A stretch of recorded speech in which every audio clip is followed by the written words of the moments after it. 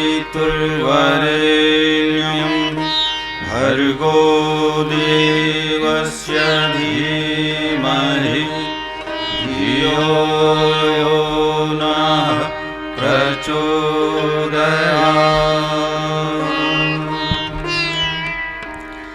ॐ अग्नेनाय सुपथाराय अस्मान् विश्वानि देववयुनानि विद्वान् युयोधस्मज्जुहुराणमेन भुवि स्वां तेन मौक्तिं विधेम।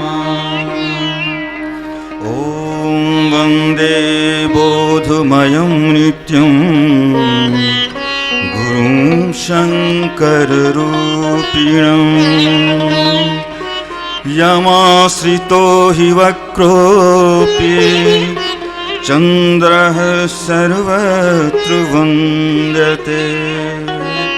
ॐ मातरं भगवती देवीं श्रीरामं च जगद्गुरुं पादपद्मे तयोः श्रित्वा प्रणमामि मुहुर्मुहुः प्रणमामि मुहुर्मुहुः।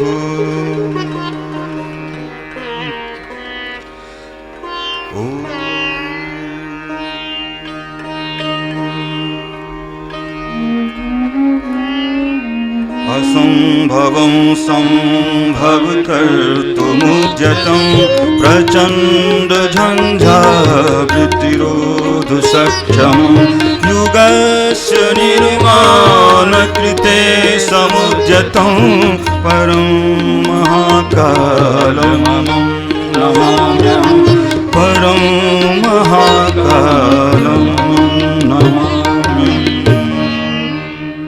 आज हम लोग आगे के प्रसंग को बढ़ाएंगे और आज का प्रसंग बहुत सुंदर है कि माँ सती और माँ पार्वती ये दोनों के दोनों, सती का ही ये दूसरा रूप पार्वती है। सती जब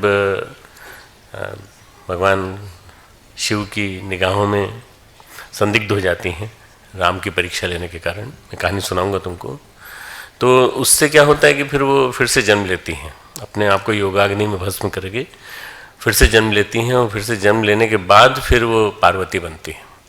तो ये जी नवदुर्गा है, नवरात्रि, ये पूरी पूरी पार्वती के विस्तार की कहानी है। पार्वती के शैलपुत्री होने से लेकर सिद्धिदात्री महागौरी होने तक की यात्रा है।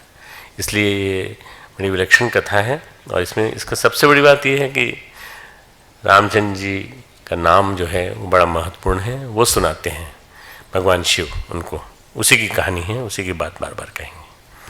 तो इसी के लिए शक्ति के स्वरूप की जो आराधना आज हम करेंगे, हमें भक्ति दो माँ, हमें शक्ति दो माँ।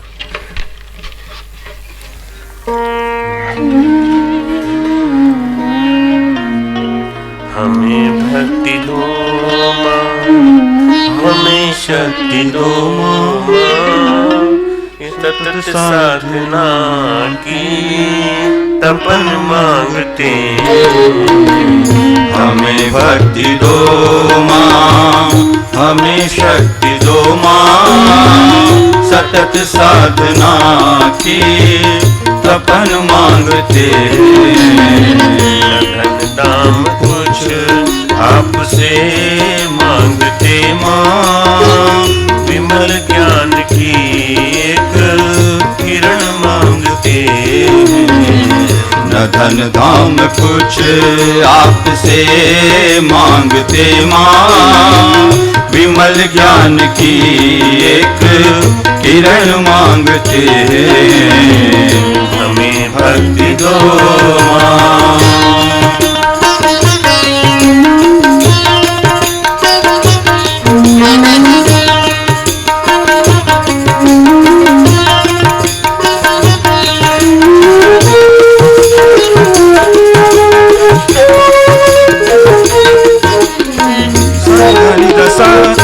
धनि धम मधम धमले रे गरे गरे सा धम धनि सरे सा नि धनि सा।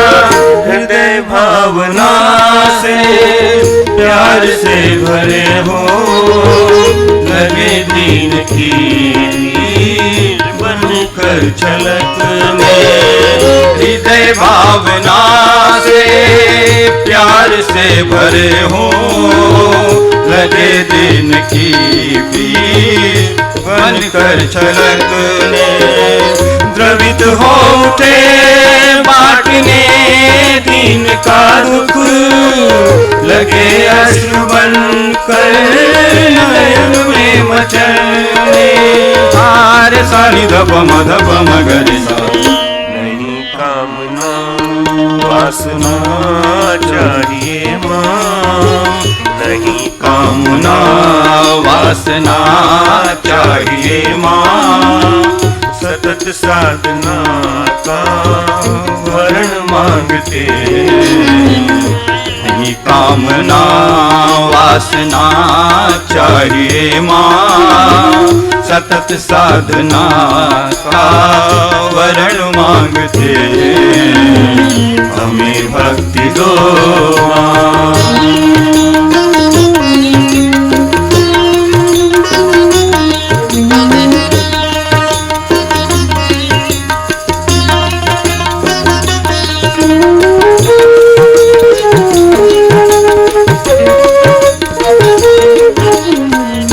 धनी धसा सानी धनी धमा मध मध मरे गरे गरे सा धम धनी सारे सानी धनी सा।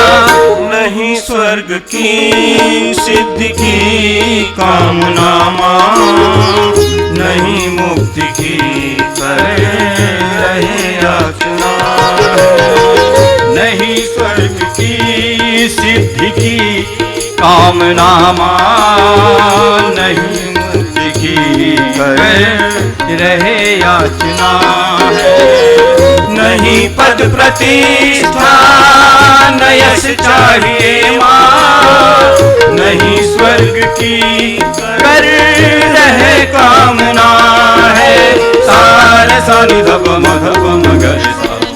अहम को गला कर, अहम को गला कर, अहम को गला करे प्रेम शिव को विमल भक्ति का वर गहन मांगते हैं। अहम को गला कर करे प्रेम शिव को विमल भक्ति का वर गहन मांगते हैं। हमें भक्ति दो माँ।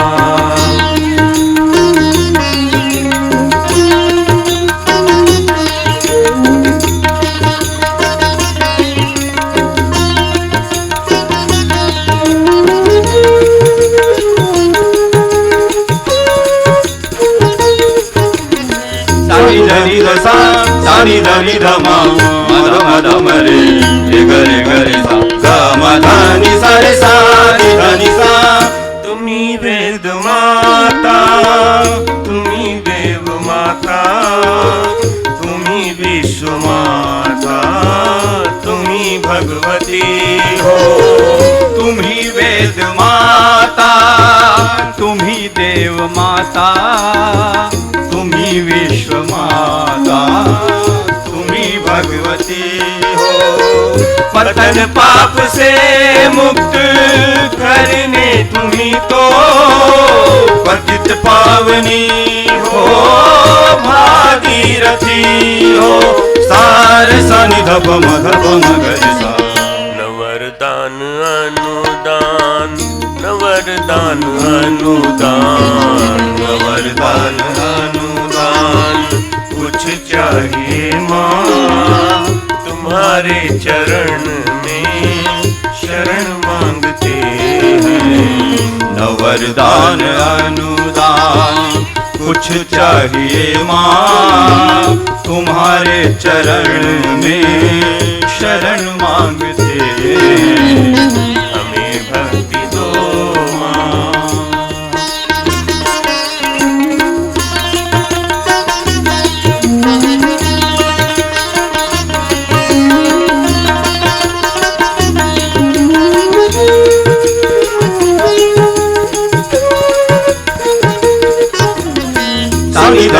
सा सा नि ध नि ध म ध म रे ग सा ध म ध नि सा रे सा नि ध नि सा। चले लोक मंगल पथ पर सदा ही, करे लोक सेवा निष्काम होकर। चले लोक मंगल पथ पर सदा ही, करे लोक सेवा निष्काम होकर। जुटे युग सृजन में समय श्रम लगाकर, सृजन चेतना का प्रखर प्राण लेकर। सारे सा नि ध प म ग रे सा। महाकाल के काम में हो समर्पित, महाकाल के काम में हो समर्पित। इसी हेतु जीवन मरण मांगते हैं। महाकाल के काम में हो समर्पित, इसी हेतु जीवन मरण मांगते हैं। हमें भक्ति दो माँ, हमें शक्ति दो माँ, सतत साधना की तपन मांगते हैं। हमें भक्ति दो माँ, हमें शक्ति दो माँ, सतत साधना की तपन मांगते हैं। तुम्हारे चरण में शरण, चरण में तुम्हारे चरण में शरण मांगते हैं। कुछ प्रश्न हैं। उपवास क्यों करना चाहिए, क्या जरूरी होता है, और उपवास कैसे और किसे करना चाहिए? तो उपवास किसे करना चाहिए? उपवास उसको करना चाहिए जो अपने शरीर को स्थिर रख सके, शरीर को संभाल सके। उपवास करने से शरीर को गैप मिलता है, हमारे अंतर जगत को, संस्थानों को एक आराम मिलता है, विश्रांति मिलती है। इसलिए परम पूज्य गुरुदेव ने उपवास को बड़ा महत्व दिया है कि जितना भी जप हम करते हैं उन जप में लाभ उपवास से भी मिलता है, क्योंकि उपवास करने से शरीर हल्का रहता है और जो भी कुछ हम कर रहे हैं उसमें आलस्य नहीं आता। कभी भी थोड़ा भोजन कर लो, भारी भोजन तुमको बड़ा स्वादिष्ट लगा, आलू, मैं नवरात्रि की बात कर रहा हूँ, तो आलू मूंगफली खाते चले गए, पता नहीं चल पाता कब ज़्यादा हो जाता है। तो गुरुदेव ने कहा कि उपवास दो तरह का होता है। एक तो वो कृच्छ उपवास होता है जिसमें बहुत कम खाते हैं, सीमित खाते हैं। एक उपवास वो होता है जिसमें कि हम कुछ मूंगफली और कुछ ये कुट्टू और ये सब चीज़ें खाते हैं। तो उपवास की थालियाँ मिलती हैं आजकल बाज़ार में, बड़ी विशिष्ट थालियाँ होती है कि तुम थालियों के मेनू देख लोगे तो तुमको आश्चर्य हो जाएगा कि उपवास की थालियों का मार्केटिंग चल रहा है इस समय बाकायदा।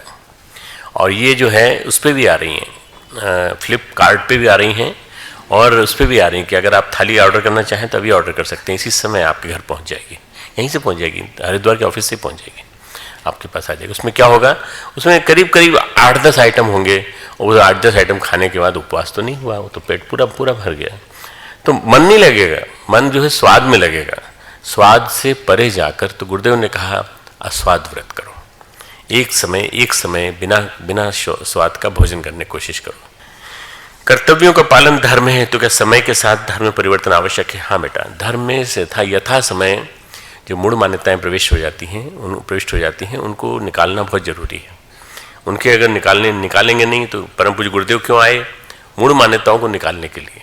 गायत्री के साथ जोड़ दिया था, गायत्री नहीं कर सकते सब, तो गुरुदेव ने निकाला मूढ़ मान्यताओं को। सब नहीं कर सकते तो गुरुदेव ने कहा सब ब्राह्मण है, जो गायत्री को जपेगा वो ब्राह्मण है, गुरुदेव ने कहा। और गुरुदेव ने जो कहा वो करके दिखाया, लोग सब ब्राह्मण बन गए। आपने गीता क्लास में कहा था मन परमात्मा का इंस्ट्रूमेंट है, जबकि हमें यह पढ़ाया गया है कि मन की अभिव्यक्ति वृत्तियों के माध्यम से होती है। तो मन परमात्मा के इंस्ट्रूमेंट के तौर पर कैसे अभिव्यक्त किया जा सकता है? बेटा, मन जो है वो परमात्मा से डायरेक्ट ट्यून्ड है पूरा। हम जो ट्यूनिंग करते हैं, भक्ति का मतलब है ट्यूनिंग। भक्ति यानी शरणागति यानी ट्यूनिंग मन के माध्यम से करते हैं। हमारा मन जो है ये एक जो मन बुद्धि चित्त अहंकार इन चार में से एक है, और इसमें केवल मन ही ऐसा है जो कि उनसे लिंक होता है डायरेक्ट। जो हमको तुमको पढ़ाया गया है वो बहुत सही है, बिल्कुल। अभिव्यक्ति वृत्तियों के माध्यम से कर, मन की अभिव्यक्ति किसके माध्यम से होती है? उसके माध्यम से होती है। तो परमात्मा जो है वो हमारे माध्यम से लिंक होता है, तो उसके थ्रू, इंस्ट्रूमेंट के थ्रू लिंकिंग होती है।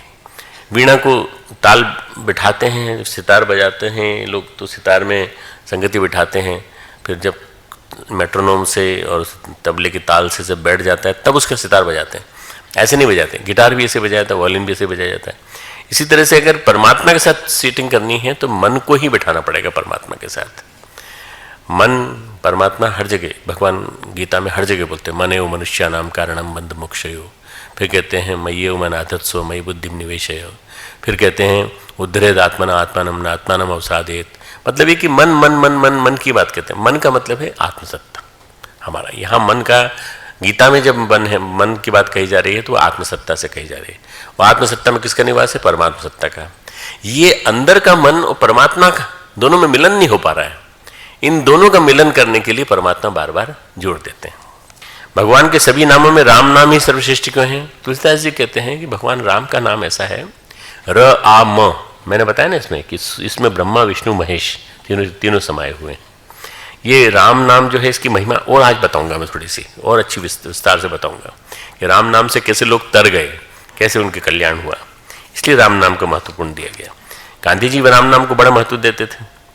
गायत्री मंत्र बोले, ओम भूर्भुवः स्वः तत्सवितुर्वरेण्यं भर्गो देवस्य धीमहि धियो यो नः प्रचोदयात्।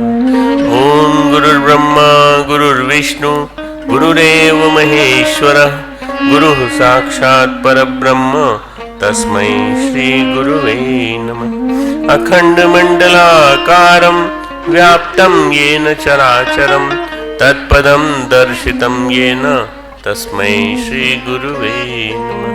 मातृवत् लालयित्री च पितृवत् मार्गदर्शिका नमोस्तु गुरुसत्तायै श्रद्धा प्रज्ञायुता च, श्रद्धा प्रज्ञायुता च।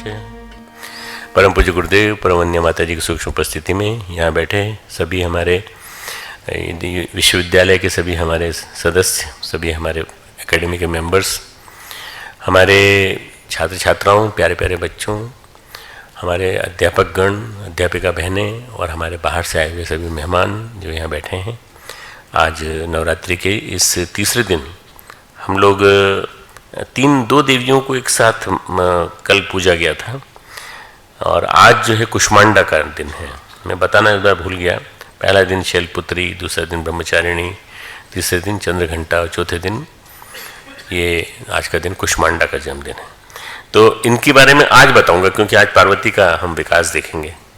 आज जो चौपाई है वो अगली वाली चौपाई है, इसको तुम लोग लिख लो ताकि तुमको ध्यान रहे कि हमको क्या समझाया जा रहा है। हम लोग जो चल रहे हैं ये चल रहे हैं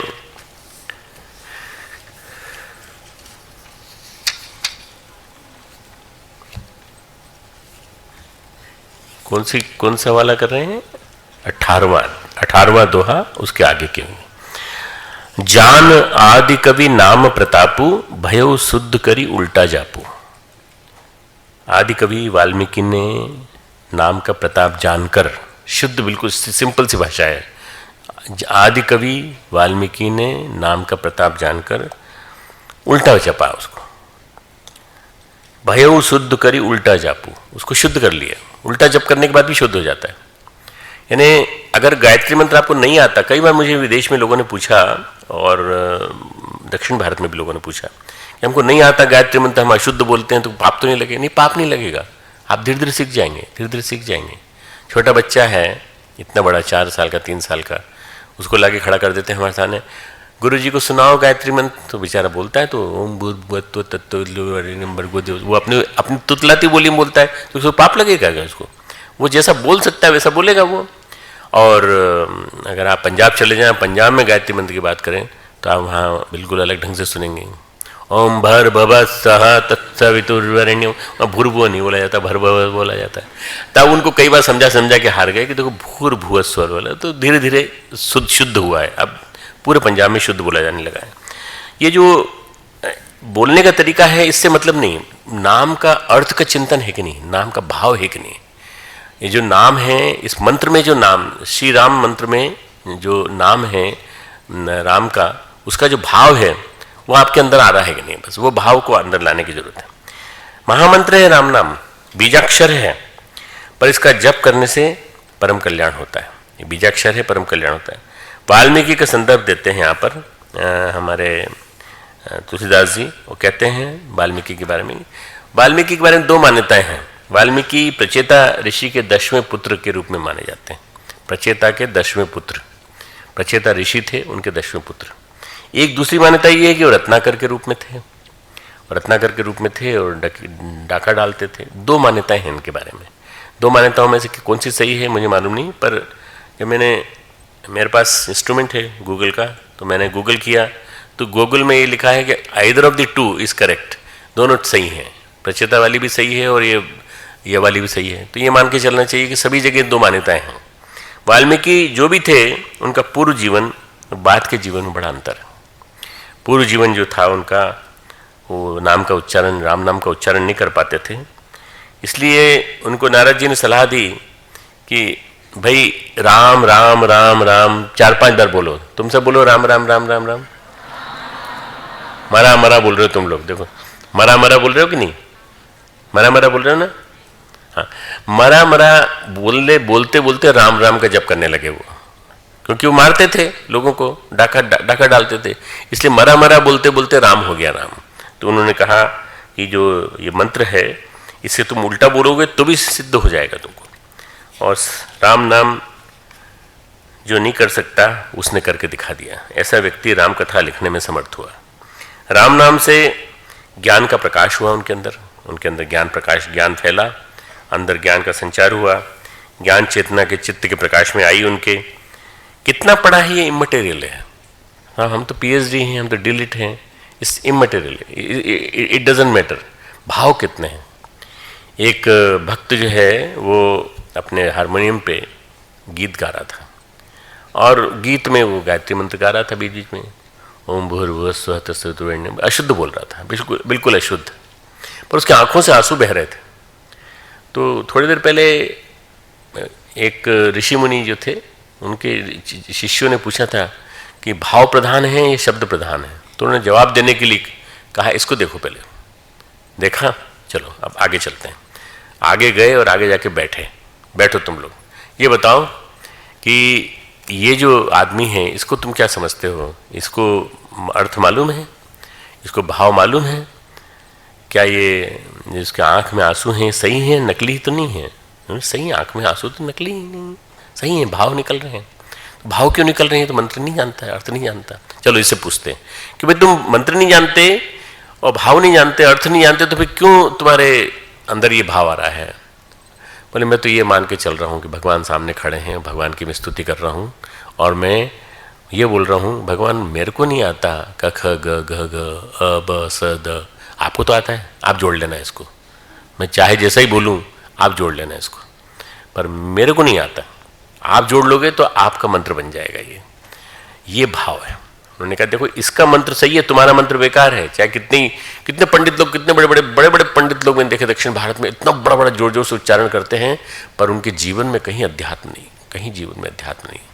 अभी मैं जीजी के साथ गया था, तो मैं पहले भी होके आया हूँ 2 बार, पद्मनाभ मंदिर में होके आया हूँ। इस बार ही पद्मनाभ मंदिर में गए, बड़ी बड़ी लंबी चौड़ी पूजा कराई गई हमसे और हमने जीजी दोनों ने की। जीजी गदगद पद्मनाभ मंदिर दर्शन किया। मैंने कहा दर्शन तो किया, पर यहाँ जो पूंगा पाखंडवाद जो है उसको भी तो देखो कितना ज़्यादा है यहाँ पे। ये भी तो देखो, कम से कम गुरुदेव ने इससे तो मुक्ति दिला दी हमको कि यहाँ पर जो जिस तरह से हो रहा है वो कम से कम हमारे मंदिरों में तो नहीं होता, होना भी नहीं चाहिए। हमारे अखंड कम से कम गायत्री शक्तिपीठ में नहीं होना चाहिए। कितना पढ़ा है ये मटेरियल है, कितनी पुस्तक पढ़ी ये भी मटेरियल नहीं है। जो हम 4th में पढ़ते थे वो आज हमको ज़्यादा समझ में आते हैं। क्यों? बीते दिनों में से आज हमारी सोच मैच्योर हो गई है। कबीरदास जी कहते हैं मसी कागज छुओ नहीं, कलम गही नहीं हाथ। मैंने तो कागज भी नहीं छुआ और न कलम पकड़ी, पर मैं भगवान का नाम जपता हूँ और अच्छी तरह जपता हूँ, धुनता हूँ, दुनिया की तरह से धुनता हूँ नाम को। धुनना यानी रमन हो, रम जाना, धुनना यानी रम जाना, धुन जाना। ये कबीर के धुनना, कबीर का जुलाहे बनना, ये कोई संयोग नहीं है। कबीर एक संदेश देते हैं हमको धुनने, दुनिया होते हुए, कि आप उसको धुन लीजिए अपने अंतरंग में, अंदर से लेके बाहर तक अच्छी तरह से तारों को कस लीजिए। रामकृष्ण पढ़े लिखे नहीं थे, फिर भी उनका नाम सार्थक हुआ। काली उनके साथ भोजन करती थी, और जब काली सांस लेती है ये बोला उन्होंने, तो लोग बड़ा आश्चर्यचकित हो गए। तो उन लोगों को दिखाया जाके, देखो नाक के नीचे देखो, हाथ लगा के देखो, बोले हाँ सांसें। रामकृष्ण परमहंस के पट्ट शिष्य विवेकानंद ने इस चीज़ को एनालाइज किया कि ये तो ठाकुर जो है बड़ा गजब का प्राणी है, ये तो बिल्कुल दिखा दिया इसने कि काली सांस भी लेती है। चेतना का विकास हमारा जो होता है वो ज्ञान का विकास करता है। चेतना का जैसे जैसे विकास होता चला जाता है, ज्ञान का विकास हो जाता है। आध्यात्मिक विकास चेतना का विकास होता है, तब ज्ञान का विकास होता है। ये जो आज की जो बम्बार्डमेंट ऑफ इंफॉर्मेशंस हैं, यानी जानकारियाँ हैं जितनी भी, जो आज कंप्यूटर पे उपलब्ध हैं, किताबों में उपलब्ध हैं, लाइब्रेरीज में उपलब्ध हैं, इनसे ज़्यादा बड़ी उपलब्ध जानकारी जो है वो अंतर जगत की जानकारी है, अंतर जगत की। इस जानकारी को भगवान कृष्ण ने गीता में कहा है, नहीं ज्ञानेन सदृशम पवित्र में विद्यते। ये ज्ञान से ज़्यादा पवित्र धरती पे कुछ नहीं है। पर ज्ञान कौन सा? अपि चेदसि पापेभ्य सर्वेभ्य पाप कृतमः। पापी से भी पापी व्यक्ति अगर हो, पापी से भी पापी व्यक्ति हो, घोरतम पापी हो, सर्वम ज्ञान प्लवे नहीं वह व्रजीनम सत्यन संतरिष्यसि, वो ज्ञान की नौका में बैठकर पार हो जाएगा। पापी से भी पापी व्यक्ति, नहीं, ज्ञान में इतनी ताकत है कि पापी व्यक्ति को भी तार सकता है। पर ज्ञान होना चाहिए, विज्ञान नहीं। आज का विज्ञान, आज का अज्ञान ये नहीं। लोगों को ज्ञान का बड़ा अहंकार होता है। ज्ञान वो होता है जो हमारे को पवित्र कर दे, अंदर से बाहर तक पवित्र कर दे, वो ज्ञान। तो ज्ञान कौन सा? श्रद्धावान लभते ज्ञानम तत्पर संयतेन्द्रिय। श्रद्धा से जुड़ा हुआ ज्ञान तत्पर बना देता है, स्फूर्तिवान, तत्पर यानी स्फूर्तिवान, संयतेन्द्रिय यानी इंद्रिय संयम हमारे अंदर आ जाता है। ज्ञान का औपचारिक शिक्षा से कोई लेना देना नहीं है। कोई औपचारिक शिक्षा, परम पूज्य गुरुदेव ने 5वीं तक की पढ़ाई की थी बस, पर उनको इतना ज्ञान था, इतना ज्ञान था कि किताब पे हाथ रखते थे, बताते थे इसमें कहाँ क्या लिखा हुआ है। परम पूज्य गुरुदेव को मैंने हर स्थिति में परीक्षित किया है। जब मैं 1963 में पहली बार मिला था, जब उसके बाद में तपोभूमि में गायत्री तपोभूमि में पहली बार मिला था, उसके बाद जब मैं अपने आप को विद्वान समझने लगा था थोड़ा थोड़ा, क्योंकि गुरुदेव के पास बैठ करके मैं अखंड ज्योति की चर्चा कर रहा हूँ। 14-15 साल का था मैं, 14, 15, 16, 17 साल का था। गुरुदेव मेरे पास बैठकर ज्ञान की बातें करते थे, विज्ञान की बातें पूछते थे, शरीर की एनाटॉमी पूछते थे, जो मैं उस समय कर रहा था, सीख रहा था। मैं सीख रहा था और गुरुदेव मेरे से बात करते थे, मुझे बड़ा अच्छा लगता था। चक्र कैसे होते हैं, क्या होते हैं, कहाँ होते हैं, ये सब बातें मुझसे करते थे। तो वो जो ज्ञान था मेरा, वो मेरा शैलो ज्ञान था, वो भौतिक ज्ञान था मेरा। परंतु गुरुदेव का ज्ञान कैसा था? गहरा ज्ञान था। हर एक से पूछते थे, हर एक से सीखते थे, हर एक से सीखते थे। इसके बावजूद भी उनको सब आता था, उनको सब मालूम था। मैं BHL में यहाँ नौकरी कर रहा था। मैंने 1.5 साल नौकरी की है, जिसमें चिन्मय होगा करीब 6 महीने का, तब मैं लेके आया था इसको यहाँ BHL हरिद्वार में। और यहाँ मैंने इंटेंसिव केयर यूनिट में काम किया। फिर यहाँ से भोपाल चला गया एक्सीडेंट के बाद, वहाँ जाकर मैंने काम किया। फिर वहाँ से नौकरी छोड़ के यहाँ आया था वापस। उसके बाद फिर परमानेंटली यहाँ आ गया था मैं। तो यहाँ जब मैंने काम किया, तब गुरुदेव हर दूसरे हफ्ते सैटरडे इवनिंग को, जब मेरी ड्यूटी नहीं होती थी, एक संडे को ड्यूटी होती थी, एक संडे ड्यूटी नहीं होती थी, बुला लेते थे कि भाई प्रणव को बुलवा लो। फिर सुबह 3 बजे से 4 बजे से लेके फिर 8 बजे तक, 9 बजे तक क्लास लगती थी। मैं बैठता था, वीरेश उपाध्याय जी भाई सब बैठते थे, हम बैठते थे, और बैठ करके नए अंक लिखे जा रहे थे, साधना अंक, उनके लिए पृष्ठभूमि बना रहे थे पूरी। मैं पढ़ के आता था पूरा फिर से पढ़ के आता, क्योंकि पढ़ाई जो आपने की है वो पढ़ाई ज़रूरी नहीं कि आपकी याद रहे, जुगाली करना ज़रूरी है। मैं फिर से पढ़ के आता था एनाटॉमी को, फिजियोलॉजी को, और वो पढ़ के आने के बाद फिर उसके आधार पर 77, 78 के विशेषांक लिखे गए, साधना विशेषांक पूरे। मैंने नहीं लिखे गुरुदेव नहीं, पर सारा के सारा ज्ञान मैं समझता हूँ गुरुदेव का ही था, हम तो केवल निमित्त मात्र थे। ज्ञान का औपचारिक शिक्षा से कोई लेन देन नहीं है। ज्ञान हमें तार्किकता को बढ़ाता है, संवेदना जीवन को परिष्कृत करती है। तो संवेदना मूलक ज्ञान अगर है तो वो सबसे श्रेष्ठतम ज्ञान है। ज्ञान अंदर तक प्रवेश कर जाता है। ऐसे में स्वामी विवेकानंद कहते हैं एजुकेशन के ऊपर, मुझे पढ़ने का मौका मिले तो मैं एक बात सीखूंगा ज्ञान के माध्यम से एकाग्रता कैसे प्राप्त की जा सकती है, तल्लीनता कैसे प्राप्त की जा सकती है, तन्मयता कैसे प्राप्त की जा सकती है। मुझे फिर से नया जन्म मिले तो मैं उस जन्म में केवल एक ही चीज़ सीखूंगा। क्यों? क्योंकि मेरा ध्यान कई बार टूटा है बीच बीच में और उसने मुझे बहुत तंग किया है। यानी ध्यान तुम लोग करते हो बेटा, तो हो सकता है तुमको लगता हो कि हाँ, विवेकानंद को लगता होगा, हमारा तो लगता नहीं है। तो बेटा उन्होंने भी यही बात को एक्सेप्ट किया है कि मैं सीखूंगा, फिर से सीखूंगा। किताबों से ज्ञान का रिश्ता नहीं है, ज्ञान का रिश्ता है गुरु के आशीर्वाद। तद विद्धि परिप्रातेन परिप्रश्नेन सेवया, तो उसके पास जा, विद्वान के पास जा, गुरु के पास जा, चरणों में बैठ, प्रणाम कर, सेवा के भाव से, निष्कपट भाव से पूछ। क्या पूछ? उपदेशन्ति ते ज्ञानम, तुझे उपदेश देंगे ज्ञान का। ज्ञानिनः तत्वदर्शिनः, ज्ञानी तत्वदर्शी गुरु तुझे उपदेश देंगे। ये हमारे देश की परंपरा है, यह हमारी सांस्कृतिक परंपरा है। कुशलता, दृढ़ता, प्रतिभा, एक्सीलेंस, ये 4 चीजें हैं जो हमारे अंदर आती हैं ज्ञान से। कुशलता, कौशल, दृढ़ता, मजबूती, प्रतिभा, हमारी इंटेलिजेंस, और इंटेलिजेंस के साथ एक्सीलेंस, उत्कृष्टता। ये 4 चीजें हमें मिलती हैं ज्ञान के माध्यम से। और किस माध्यम से लेते हैं? मन संयम के माध्यम से, मनोबल के माध्यम से अर्जित करते हैं। आदि कवि वाल्मीकि जो हैं, ये आदि कवि क्यों कहलाते हैं आपको मालूम है? इनके पहले कोई काव्य लिखा ही नहीं गया। वाल्मीकि से पहले कोई काव्य लिखा ही नहीं गया। वाल्मीकि ने जो पहला काव्य लिखा, उसको सुनने के बाद जैसे उनके मुंह से निकला वैसे ही ब्रह्मा जी प्रकट हुए और उन्होंने कहा इस पे तुम ग्रंथ लिखो। बल्मीक से वाल्मीकि बना है। बल्मीक यानी दीमक की मांदी, बाम्बी, दीमक की बाम्बी। जंगल में दीमक के टीले होते हैं, बाम्बी ही वाल्मीकि थे। ऐसा कहा जाता है कि राम नाम जपते जपते इतनी स्थिरता बढ़ती गई, एकाग्रता बढ़ती गई, उनके चारों तरफ वाल्मीकि इकट्ठी हो गई, मिट्टी के टीले इकट्ठे हो गए और दीमकों का घर बन गया। वो कब बन गया मालूम भी नहीं पड़ा उनको। एक बार जब वो अपनी वाल्मीकि से निकल करके बाहर गंगा के किनारे टहल रहे थे, तो उन्होंने क्रोच पक्षी की चित्कार सुनी। क्रोच पक्षी यानी डो सुना ना, DOVE, डो मानते हैं ना, डो पक्षी, फ्लैमिंगोज और इस तरह के जो पक्षी होते, मैं उनका हिंदी ट्रांसलेशन नहीं कर पा रहा हूँ। क्रोच पक्षी की चित्कार सुनी। और क्रोच पक्षी मिथुन रथ थे, 2 नर और मादा।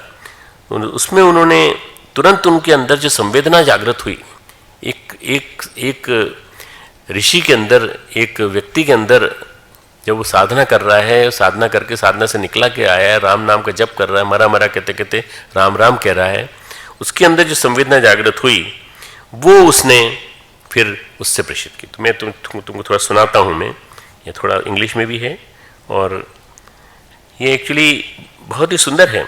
माँ निशा प्रतिष्ठा तुम स्मगह, तुमको किसी को याद है? संस्कृत में किसी बच्चे को याद है? हाँ बोलो बेटा, थोड़ा जोर से।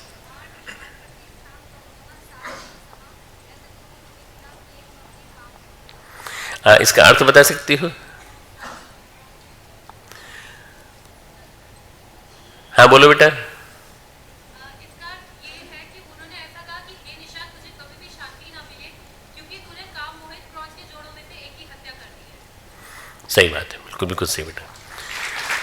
तूने जो सबसे गलत काम किया वो ये कि इन दोनों के मिलन में बाधक बना है तू, ठीक है ना। अब इसको अपन थोड़ा सा और अच्छी तरह समझने की कोशिश करते हैं।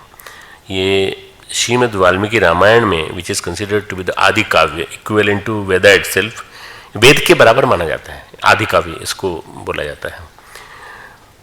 Is something whose exposition is rare to obtain. वेदः प्रचिताद सिद्ध साक्षात रामायणात्मा is a famous verse which makes out that the whole of the Veda has been expounded। तो बड़ी विलक्षण बात है। गायत्री मंत्र के 24 अक्षर जो हैं, उन 24 अक्षरों में से एक एक अक्षर से 1,000 श्लोक बने और 24,000 श्लोकों से वाल्मीकि रामायण बनी। गायत्री मंत्र के 24 अक्षरों से एक एक अक्षर से, एक एक शब्द से, एक एक अक्षर से एक एक श्लोक बनता चला गया। और ये लिख रहे हैं इसमें, power the force the literary style the mellifluous fluous movement of the whole theme of the presentation and subtly permeating undercurrent of the immortal power in the whole epic is made out in almost unparalleled scripture in the world. ऐसा इसके बराबर समानांतर कोई दूसरा scripture नहीं है.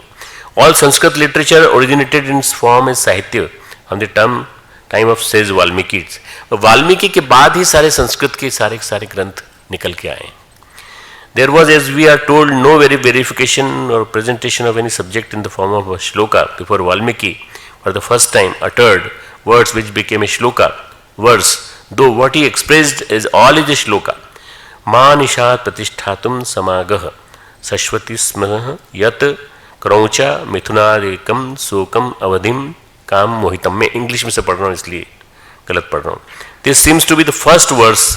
ये पहला श्लोक है जो काव्य के रूप में निकला है, ever available to us in the Sanskrit literature, originated from the mouth of Valmiki आदि कवि, who uttered this words not as कवि but as a person in distress. दुख, अंदर से दुख हुआ उनको ये देखने के बाद कि अरे इन दोनों का क्या दोष था, और जब मैं देख रहा था इस दृश्य को तभी इन्होंने इसको मार दिया. तो दोनों प्रेम में मग्न थे, लीन थे, और उस समय इसने मार दिया. ये ऐसा क्या करने की जरूरत थी? Valmiki felt deeply grieved. How cruel you are to bring a death to a joyfully seated, अभी जो बिटिया ने बताया, how cruel you are to bring death to a joyfully seated doe. A curse was imprecated. फिर उसको श्राप दिया कि तुम्हें कभी शांति नहीं मिली, which he spoke in the anger. That implication, that curse came in the series of these words जो मैंने आपको बताया. O fowler don't live for long, तुम ज़्यादा दिन जिंदा नहीं रहोगे, तुम मर जाओगे. ये श्राप था. दैट मीन्स टू से let this be the end of your life, ये तुम्हारा जीवन का अंत है. When the male Crouch was with his partner with joy, you killed him. This is the cruelest of the act. सबसे ज़्यादा भयंकर कर्म तुमने जो किया है वो ये किया कि तुमने इसको मारने की कोशिश की, मार दिया. As you dealt a death blow to one of the two does who was most innocent and not deserving this harm. When these words were uttered in a state of anger as a curse to bring death to the fowler, instantaneously Brahma, जब ये words निकले, मुंह से निकले, तो ब्रह्मा ऊपर से उतर के आए. Creator descended and blessed Valmiki. तुम कवि बन गए हो, तुमने पहला श्लोक बोला, आज तुम आदि कवि बन गए. Glory to him who has uttered this first words of the glorification of the great lord. भगवान की महिमा. इस श्लोक के दो अर्थ हैं. एक अर्थ तो बिटिया ने बताया, मैं दूसरा अर्थ बताता हूँ. With the glorification of great Lord in this words, Valmiki never knew that within the words of the curse that he uttered there was a prayer to the Almighty Lord Narayan hiddenly present. उसमें नारायण की प्रार्थना भी छिपी पड़ी थी. एक ही श्लोक में दो तरह के अर्थ हैं. Unwittingly made present inside in the form of a systematic verse of 32 letters. Though the obvious meaning of this verse of 32 letters is a curse, it had another meaning altogether, which was a glorification of Lakshmi Narayan, माँ Nishad. Abode, माँ निषाद का मतलब होता है हे निषाद, जो तूने बोला. दूसरा अर्थ है ओ महालक्ष्मी, जो महालक्ष्मी को प्रे कर रहे हैं. Is another meaning of this words. माँ मीन्स लक्ष्मी, निषाद is one who is abode, जो लक्ष्मी का लोक है, वहाँ रहने वाली लक्ष्मी. प्रतिष्ठा तुम समगह, may you glory be for ever, तुम्हारी शान हमेशा बनी रहे, तुम्हारी साम्राज्य, तुम्हारी समृद्धि हमेशा बनी रहे.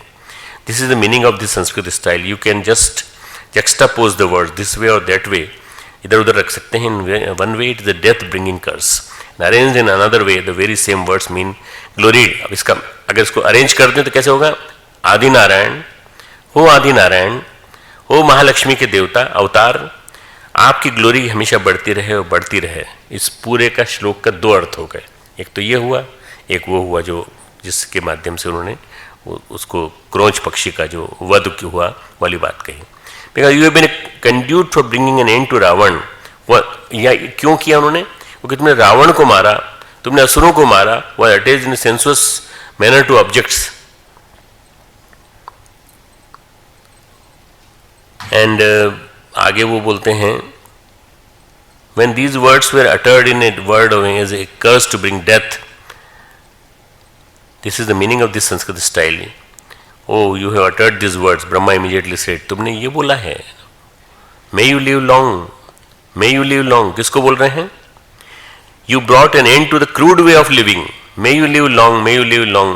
यहाँ अपन समझ रहे हैं कि may you live may you die immediately, may your glory be immortalized, O Narayan, the abode of Lakshmi. Oh, you have uttered these words, you have started the glory of Rama. अब ये राम की glory को भी start कर रहा है ये word, और ये वर्ड जो है वो स्थूल रूप में उस निषाद को भी एक एब्यूज करने के रूप में है. Incarnation of Narayan who came to end the tyranny of Ravan, I ordain you to write the whole epic Ramayan. मैं तुमको आज्ञा देता हूँ कि तुम रामायण कहानी पूरी इसी से लिखो, इसी काव्य में लिखो. Now onwards commencing with great glorification of Narayan. There is a secret behind Adi Kavya Ramayana, which is for every 1000 verses. First verse commences with one letter from Gayatri Mantra. First verse commences with the one letter from Gayatri Mantra. Tapah swadhyaya nirtanam nirantaram tapasvi वाग्विदम वरम. ये सब पूरा पूरा उसमें लिखा त से शुरू होता है. पहला श्लोक जो है त से शुरू होता है. तो त से शुरू होता है तो क्या हुआ, तत्सवितुर्वरेण्यम भर्गो देवस्य धीमहि धियो यो न प्रचोदयात्. ये जितने शब्द हैं हर एक के साथ साथ एक एक श्लोक जुड़ा हुआ है. ये बहुत विलक्षण बात है. वरेण्यम is how the Gayatri commences. Next 1000 verses start with the next letter of Gayatri. 24,000 verses of Valmiki Ramayana have hiddenly within them at every 1000 verse letter of Gayatri mantra. These verses are sometimes called out separately as Gayatri Ramayana. इनको अलग से गायत्री रामायण भी कहा जाता है इनको. And devotees recite it every day. Valmiki Ramayana is a wondrous immortal epic with a wondrous immortal message. May God bless you. ये इसका संदेश है पूरा का पूरा.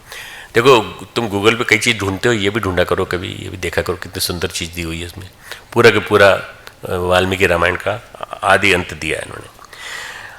जब वाल्मीकि ने उनसे राम नाम का प्रताप अनुभव किया, चित्त शुद्ध होता चला गया उनका. इसलिए मरा मरा से राम राम हो गए. वो चित्त अशुद्धियों से भरा हुआ है हमारा. हमारे संस्कार जो हैं वो पूरे पूरे कर्म बीज और कर्म भार, 3 चीज़ों से लदे हुए हैं हमारी चीज़ें. हमारे कुसंस्कार, कर्म बीज और कर्म भार, इससे हमारा चित्त लदा हुआ है मल विक्षेप के रूप में.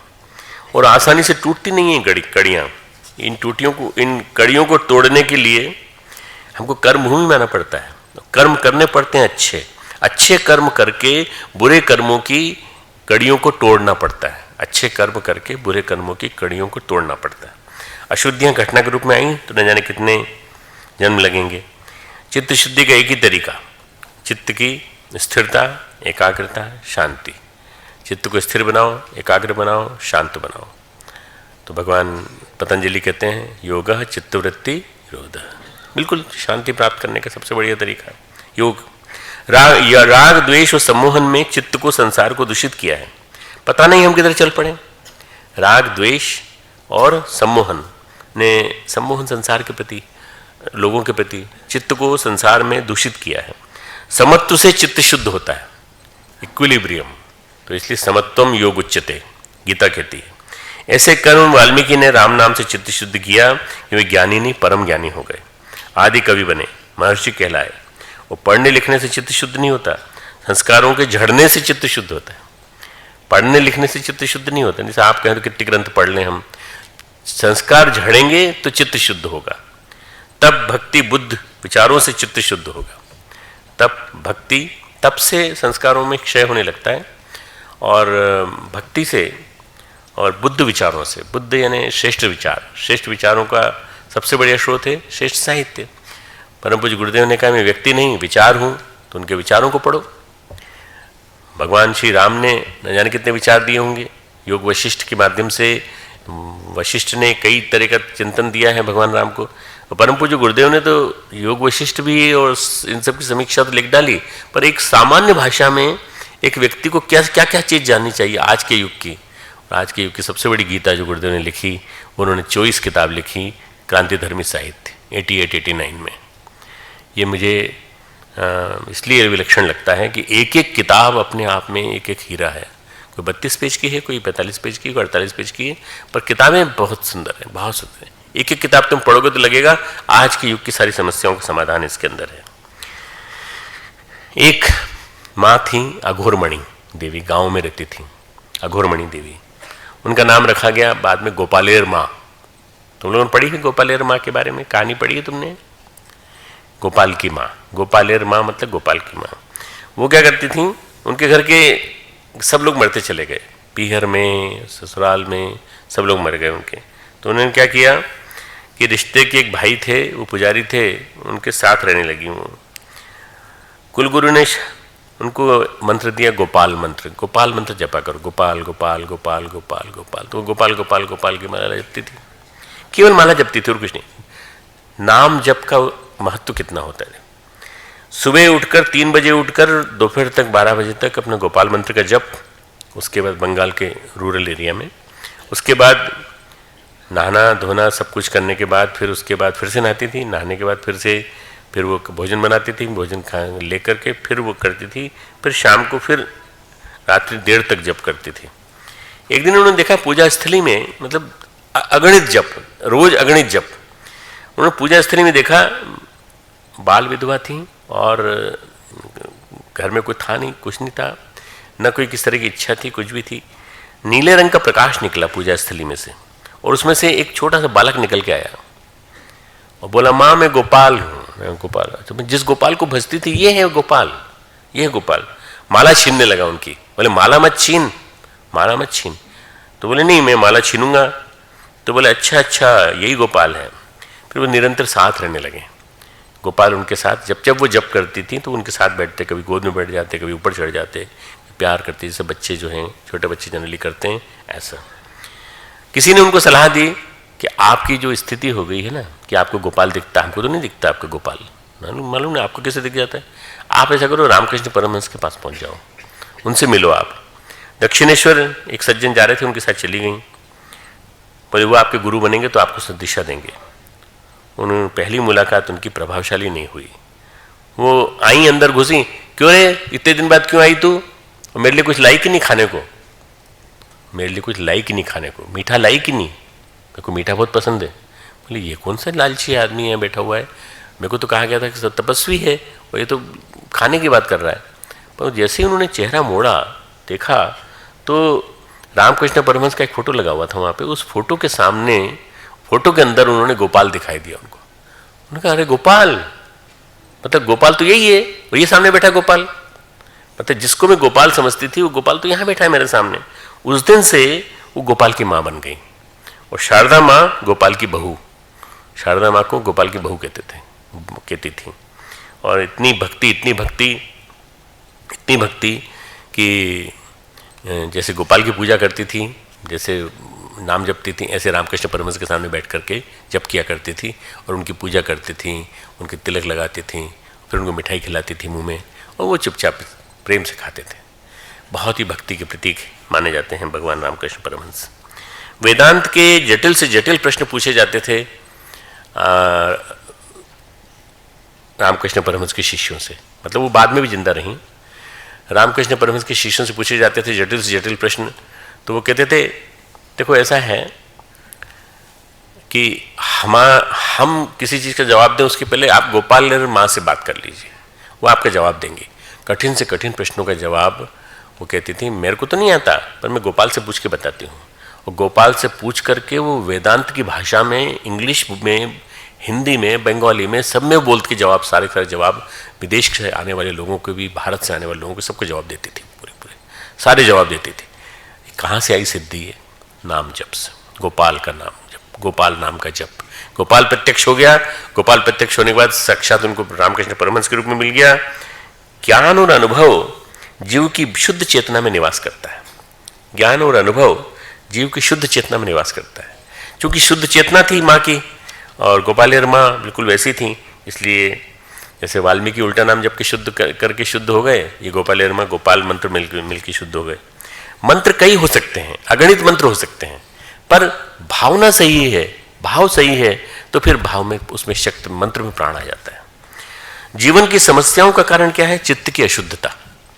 हमारा चित्त जो है बड़ा अनक्लीन है, बड़ा गंदा पानी है, उसमें गंदगी मिली हुई है, काम मिला हुआ है, क्रोध मिला हुआ है, लोभ मिला हुआ है, मोह मिला हुआ है, न जाने क्या क्या मिला हुआ है।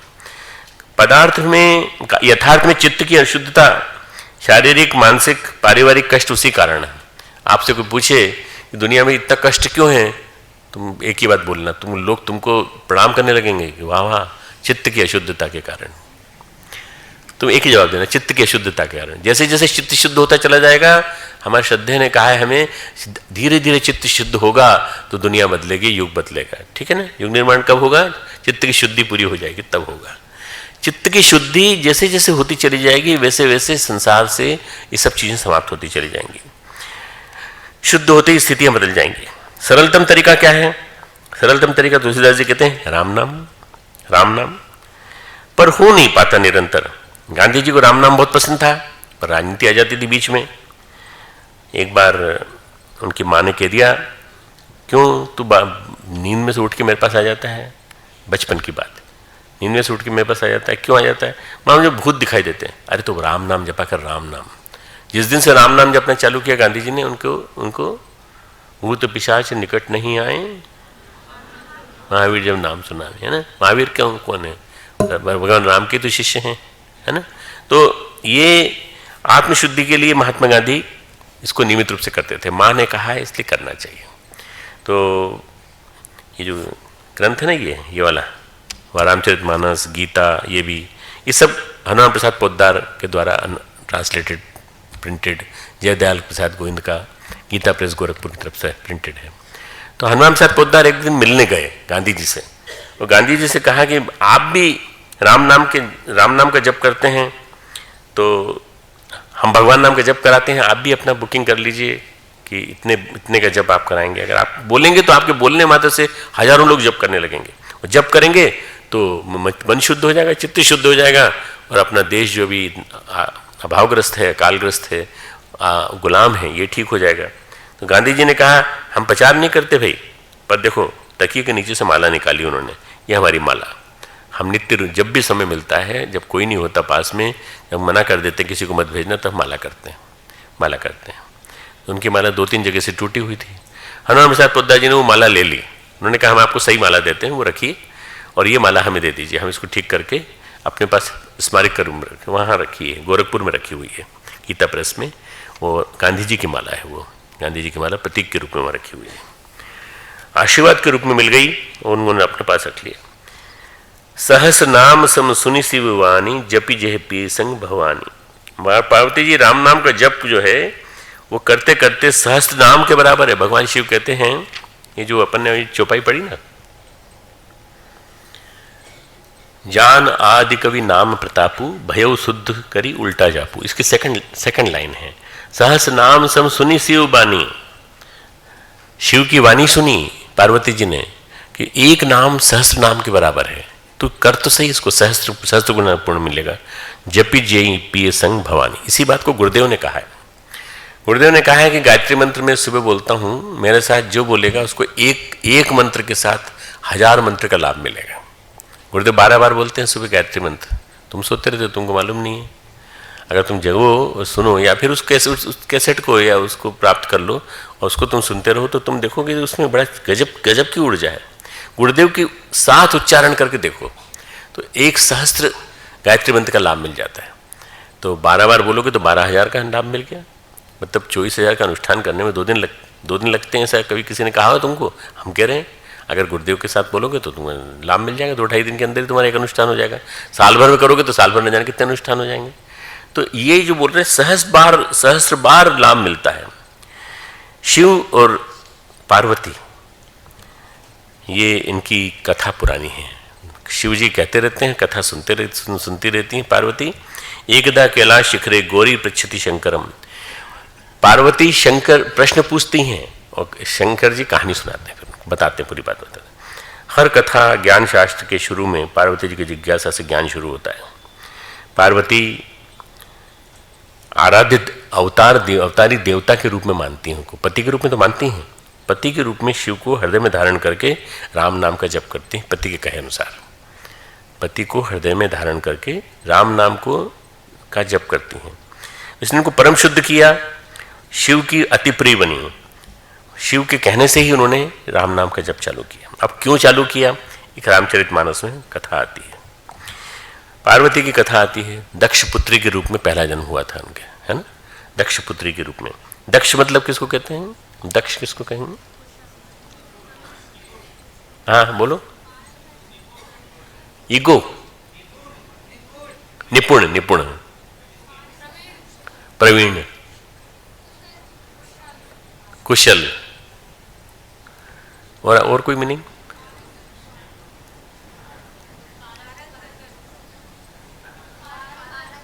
पारंगत। दक्ष का मतलब होता है, तुमने जो चारों मीनिंग बोले ना, इन सबको मिलाने के बाद दक्ष का मतलब होता है आज के टैलेंटेड लोग, जो पूरे दुनिया भर में जो टैलेंटेड लोग बैठे ना, वो सारे सारे टैलेंट, वो टैलेंटेड लोग जिनको ईगो है बहुत ज़्यादा। दक्ष को अहंकार था। वो दक्ष जो है, जब दक्ष को अहंकार हो जाता है तो कलयुग पराकाष्ठा पे पहुंच जाता है। दक्ष को अहंकार नहीं होना चाहिए। दक्ष को अपने ज्ञान को विनम्रता के साथ स्वीकार करना चाहिए और दक्ष को समाज की समस्याओं को सुलझाने के लिए प्रयास करना चाहिए। तब तो दक्ष दक्ष है, ये तो दक्ष नहीं है। दक्ष जो है वो कन्या रूप में इनको पार्वती को, सती को, अपनी पुत्री को उसका विवाह करते हैं। आर्यावर्त के नरेश, तराई में साम्राज्य, ये जो कनखल है ना, यही दक्ष का साम्राज्य था। बहुत बड़े अल्केमिस्ट थे, अल्केमिस्ट तांत्रिक थे, रस शास्त्र के विद्वान थे। और इनका नाम, इनका स्थान जो है ब्रह्मा के बाद आता है, प्रजापिता ब्रह्मा के बाद आता है, ब्रह्मा के बाद आता है। प्रजापिता कहलाते थे ये। इंद्रादि सभी इनके अधीन, इंद्र वगैरह सभी इनके अधीन थे। पहले स्थूल व्यवस्था थी, अब सूक्ष्म हो गई है। शिव ने प्रकृति को अपने से अलग कर शक्ति बनाई। ब्रह्मा जी ने कहा आदि शक्ति की आराधना करके पुत्री के रूप में प्राप्त करो।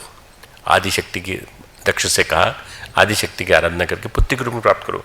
सती जन्मी दक्ष के यहाँ, सती जन्मी दक्ष के यहाँ। ब्रह्मा के पुत्र दक्ष ने शिव से विवाह प्लान किया और एक बार सभा में जब सब खड़े थे और दक्ष प्रजापति आए अंदर, तो शिव जी भी बैठे हुए थे भाई वहाँ। जब इंद्र भी बैठते थे, सब बैठते थे, शिव जी बैठे हुए थे। शादी के बाद दामाद बैठे थे, दामाद नहीं खड़े हुए, शिव जी नहीं खड़े हुए। शिव जी ने कहा हम क्यों खड़े होंगे भाई, हम तो पूरे देवादिदेव हैं, हम क्यों खड़े होंगे।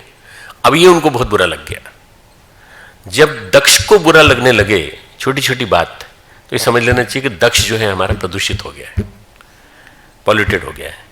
दक्ष प्रदूषित हो गए, नहीं खड़े हुए। उन्होंने कहा नाराजी बेर ले ली उन्होंने। कुशल चतुर दक्ष कहलाता है, कुशल चतुर दक्ष कहलाता है।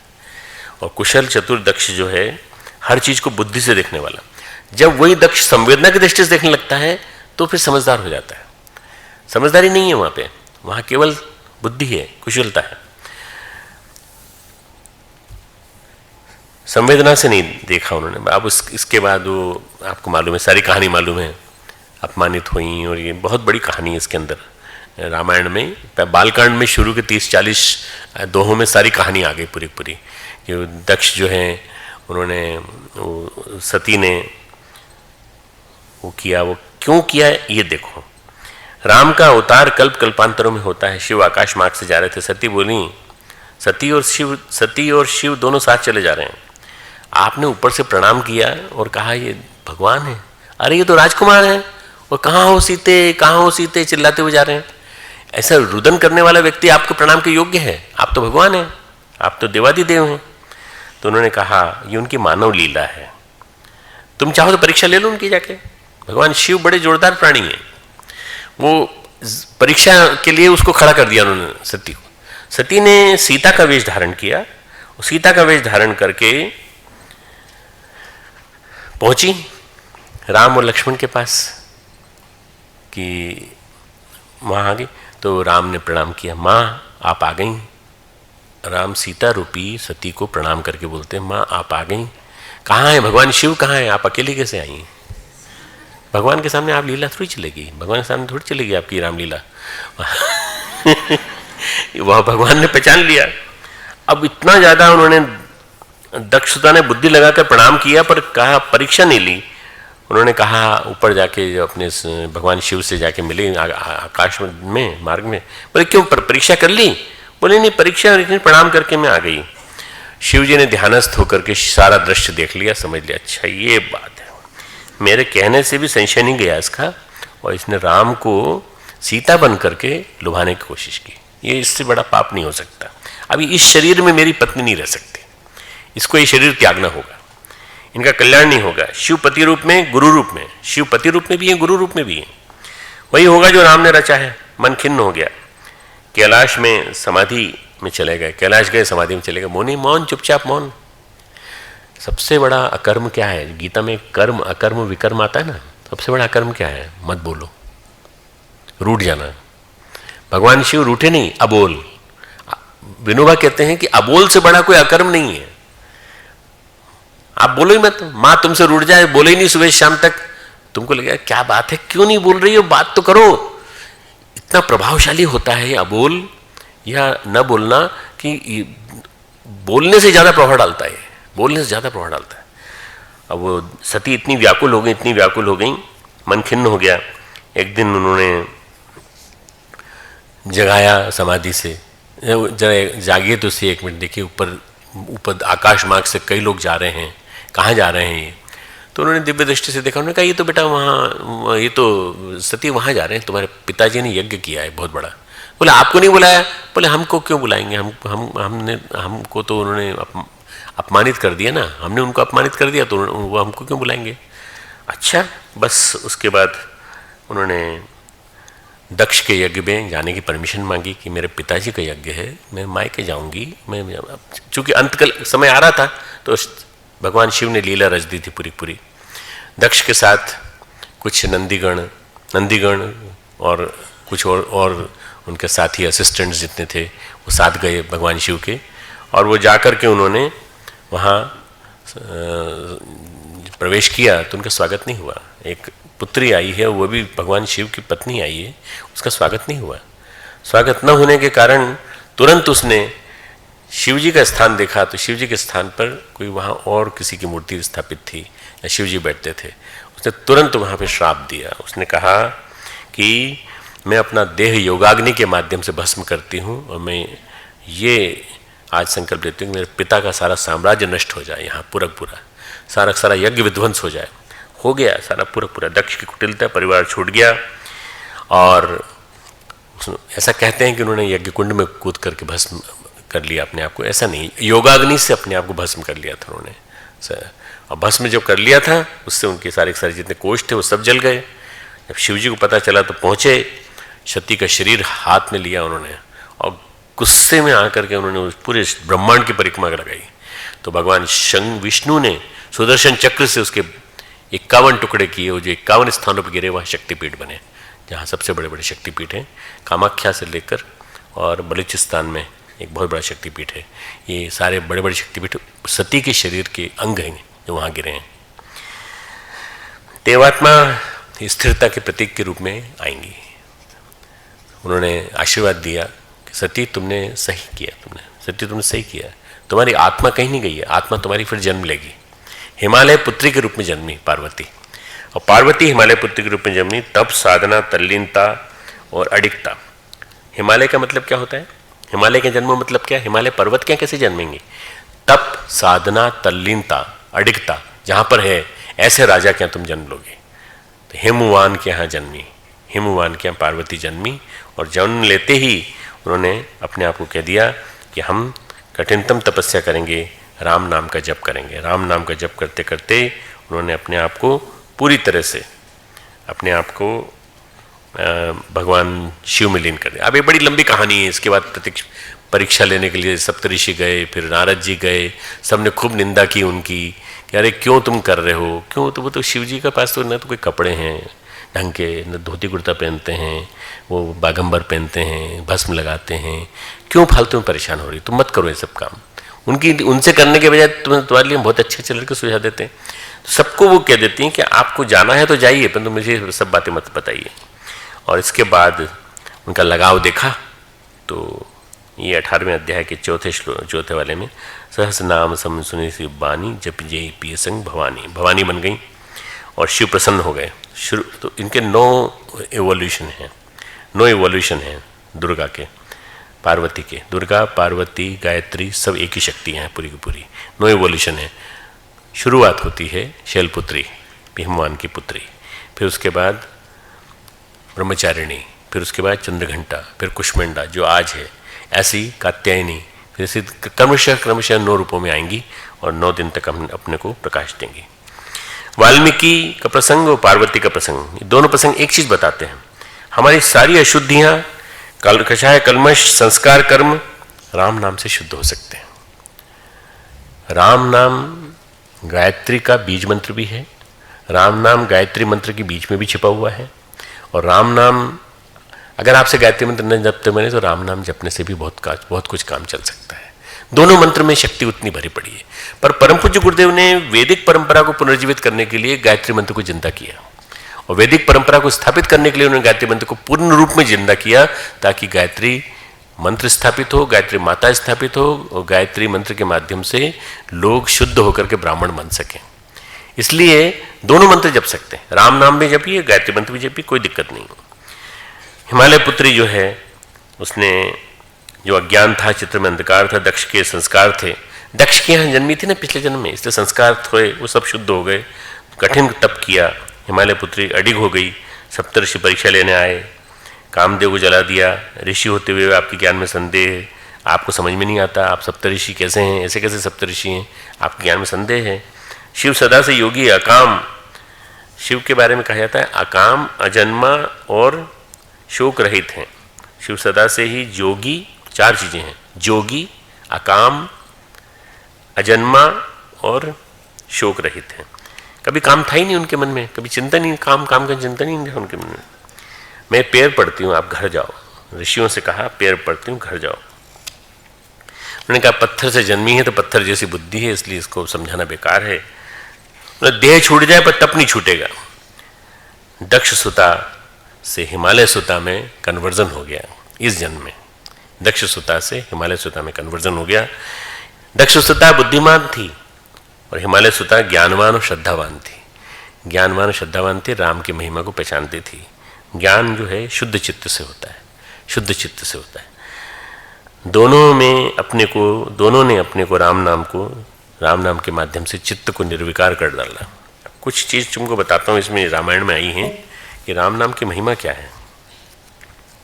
राम नाम की महिमा बड़ी विलक्षण है। राम नाम जो है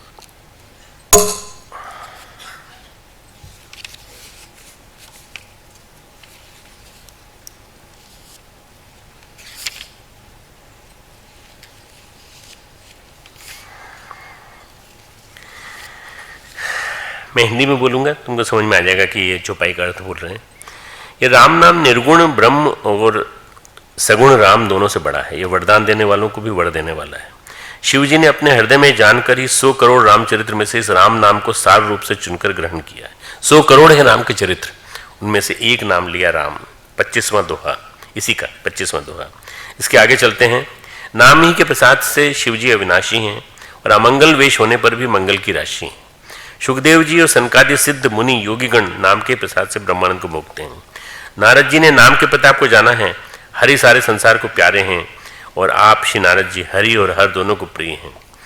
ध्रुव जी ने ग्लानि से पीड़ित होकर हरिनाम को जपा, पिता के वचनों से प्रभावित होकर, विमाता के, और उसके प्रताप से ध्रुव लोक प्राप्त किया। हनुमान जी ने पवित्र नाम का स्मरण करके श्री राम जी को अपने वश में कर रखा है। नीच अजामिल गज और गणिका भी हरि के नाम से प्रभाव से मुक्त हो गई। मैं नाम की बड़ाई कहाँ तक कहूँ, राम के नामों का मैं गुण नहीं गा सकता। करीब करीब 3-4 पेजेस में राम के नाम की महिमा, राम नाम की और राम नाम के मंत्र की महिमा का वर्णन है इस रामचरितमानस में। आज हम ध्यान करेंगे पार्वती का, माँ पार्वती का। उस पार्वती का जिसने अपने पिता का छोड़ा, पूर्व जन्म को छोड़ करके शिव को पाने के लिए और कैलाश मानसरोवर तक जाने के लिए तैयार हो गई। और वहाँ तक जाने के लिए तैयार हो गई जहाँ कुछ भी साधन नहीं थे, सामग्री नहीं थी, कुछ भी नहीं थे, कोई सुख सुविधाएं नहीं थी, भगवान शिव को पाने के लिए। शिव यानी कल्याण, शिव यानी कल्याण, शिव यानी सत्प्रवृत्तियाँ, शिव यानी जो भी कुछ संसार में है वो शिव है, सब कुछ कल्याणमय है। इस कल्याण को प्राप्त करने के लिए उन्होंने अपने जीवन को पूरी तरह से दांव पे लगा दिया। ऐसी माँ पार्वती, माँ गिरजा, माँ पर्वतसुता, ब्रह्मचारिणी, शैलपुत्री आज हमारे आराध्या बने। हम भावना से चित्र बनाएंगे। आंखें बंद कर लें, कमर सीधी कर लें, दोनों हाथ गोद में, भावना बनाएं कि माँ पार्वती एक सुंदरतम कन्या के रूप में गंगा जल से निकल के आई हुई गंगा जी में स्नान करके निकल के आई हुई। सूखे पत्ते खाने के कारण बहुत कृशकाएं हैं, परंतु गौरवर्ण हैं और बहुत सुंदर हैं। गीले बाल उनके दोनों कंधों पे पड़े हुए हैं।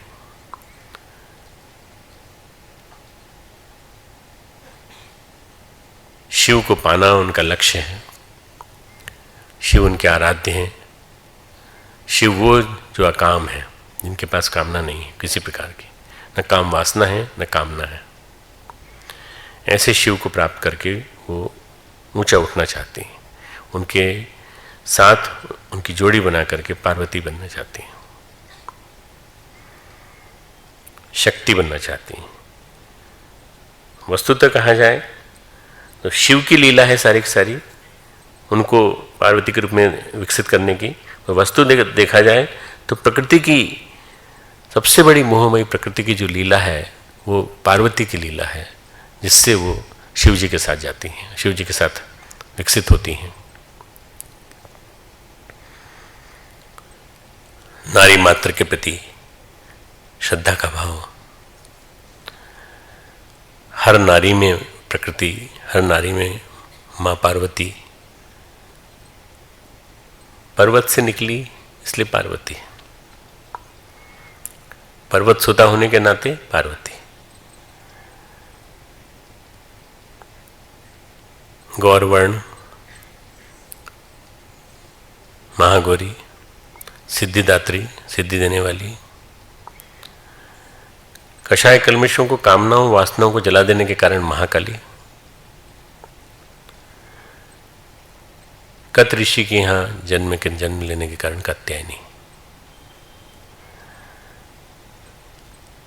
अनेक रूप हैं उनके, 9 दिन के 9 रूप हैं, 9 रात्रियों के 9 रूप हैं। वे हमें शक्ति दें, हमें बल दें, हमें आरोग्य दें, हमें हमेशा आगे बढ़ने की शक्ति दें, ज्ञान दें। ज्ञान की पराकाष्ठा पर हैं क्योंकि शिव जी के साथ वो स्वाध्याय करती हैं। शिव जी उनको ज्ञान देते हैं। इस संसार में सर्वोच्च ज्ञान के कोई प्रतीक हैं तो भगवान शिव हैं। सारे ज्ञान, जितने भी ज्ञान की धाराएं हैं वो सारी की सारी शिव है। तंत्र के बारे में जानकारी, ज्ञान के बारे में जानकारी, वेदांत के बारे में जानकारी, वेदों की जानकारी सारी शिव के पास है।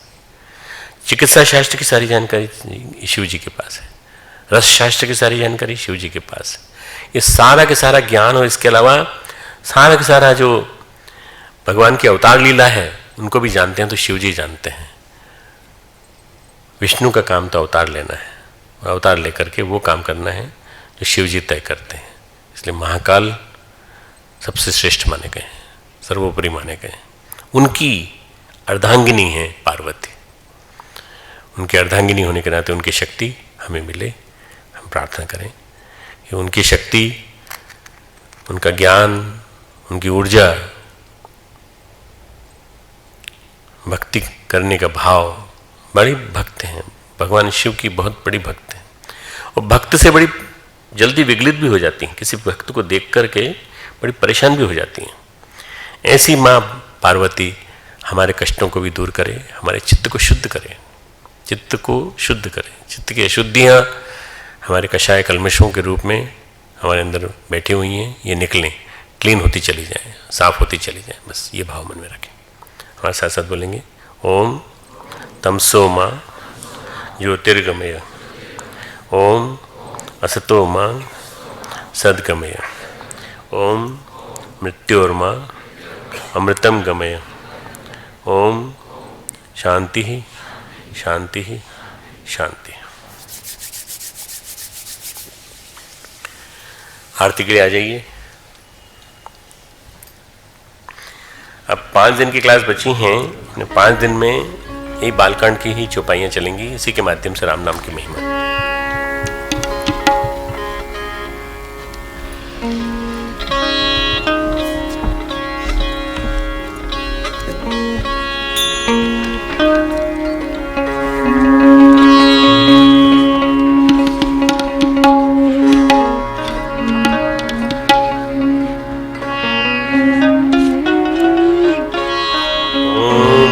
ब्रह्मवेदां सविदो वदन्ति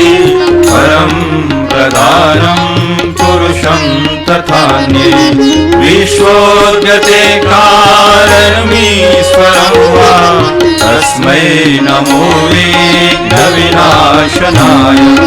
ॐ यं ब्रह्मा वरुणेन्द्ररुद्रमरुतः सुनवन्ति दिव्यैस्तवै वेदैः साङ्गपरक्रमोपनिषदैः गायन्ति यं सामगा। ध्यानावस्थितगतेन मनसा पश्यन्ति यं योगिनो यस्यान्तं न विदुसुरासुरगणा। देवाय तस्मै नमः देवाय। आरती श्री रामायण जी की, आरती श्री रामायण जी की। तीरथ कलित ललित सिय पी की, तीरथ कलित ललित सिय पी की। गावत ब्रह्मादिक मुनि नारद, गावत ब्रह्मादिक मुनि नारद। वाल्मीकि विज्ञान विशारद, वाल्मीकि विज्ञान विशारद। सुख सनकादि शेष अरुसारद, सनकादि शेष अरुसारद। वरनि पवन सुत कीरतनी की, वरनि पवन सुत कीरतनी की। आरती श्री रामायण जी की, आरती श्री रामायण जी की। गावत वेद पुराण अष्टदश, गावत वेद पुराण अष्टदश। सौ शास्त्र सब ग्रंथन को रस, सौ शास्त्र सब ग्रंथन को रस। मुनि जन धन संतन को सर्वस, मुनि जन धन संतन को सर्वस। सार अंश सम्मत सब ही की, सार अंश सम्मत सब ही की। आरती श्री रामायण जी की, आरती श्री रामायण जी। गावत संतत शंभु भवानी, गावत संतत शंभु भवानी। हरु भट्ट संभव मुनि विज्ञानी, हरु संभव मुनि विज्ञानी। व्यास आदि कवि वर्ज बखानी, व्यास आदि कवि वर्ज बखानी। भाग भुसुंड गरुड़ के ही की, भाग भुसुंड गरुड़ के ही की। आरती श्री रामायण जी की, आरती श्री रामायण जी। कलिमल हरनि विषय रस फीकी, कलिमल हरनि विषय रस फीकी। भग सिंगार मुक्ति जुगती की, भग सिंगार मुक्ति जुगती की। दलन रोग भव मूरी अमी की, दलन रोग भव मूरी अमी की। हाथ माथ सब विधि तुलसी की, हाथ माथ सब विधि तुलसी की। आरती श्री रामायण जी की, श्री रामायण जी की। तीरथ कलित ललित सिय पी की, तीरथ कलित ललित सिय पी की। दोनों हाथ ऊपर कर लें। आरती लेने का भाव, आरती के साथ वो ज्ञान जो आज हमने सुना। ओम भूर्भुवस्सुः तत्सवितुर्वरेण्यं भर्गो देवस्य धीमहि धियो यो नः प्रचोदयात्। ओम भूर्भुवस्सुः तत्सवितुर्वरेण्यं भर्गो देवस्य धीमहि। जो लोग आज नहीं आए ना, उन लोग बता देना कि इस बार के आर्ट ऑफ लिविंग के क्वेश्चन पेपर्स होंगे और उसके वाइवा भी होगा। वाइवा में 50% वो पूछा जाएगा जो मैंने तुमको यहाँ क्लास में पढ़ाया है, 50% बाकी अटेंडेंस से लेके उन चीज़ों के बारे में होगा। तो को बता देना उनको है, और जो आर्ट ऑफ लिविंग में रुक जाएगा वो फिर बाकी पेपर भी नहीं दे पाएगा, ठीक है ना। शांति पाठ। ओम द्यौ शांति अंतरिक्षं शांति पृथिवी शांतिराप शांतिरोषधयः शांति वनस्पतयः शांतिर्विश्वे देवाः शांति ब्रह्म शांति सर्वगुण शांति शांतिरेव शांति सामा शांतिरेधि। ओम शांति शांति शांति सर्वारिष्ट सुशांतिर्भवतु। गुरु सत्ता को नमन। ॐ नमोऽस्तु अनन्ताय सहस्रमूर्तये सहस्रपादाक्षिशिरोरुभावे सहस्रनाम्ने पुरुषाय शाश्वते सहस्रकोटि युगधारिणे नमः सहस्रकोटि युगधारिणे नमः